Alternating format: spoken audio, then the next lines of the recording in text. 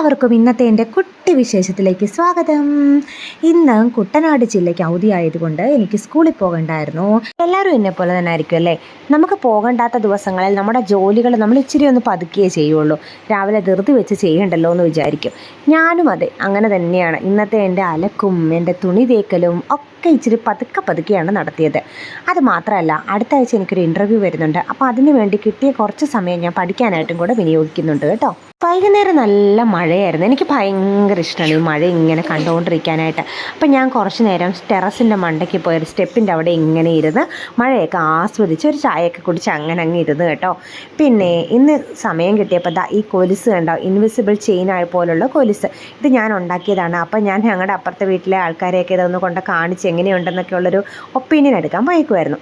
രാത്രിയായപ്പോൾ പാത്തു ഇന്ന് ഭയങ്കര അലമ്പായിരുന്നു, ഭയങ്കര ഉടക്കായിരുന്നു. എന്നെ കടിച്ച കടി കണ്ടോ. ഈ പാത്തുപ്പെണ്ണ് എപ്പോഴും ഇങ്ങനെയാണ്. അപ്പം നാളെ ഇതുപോലത്തെ വിശേഷങ്ങളുമായി കാണാം. അതുവരെ ബൈ.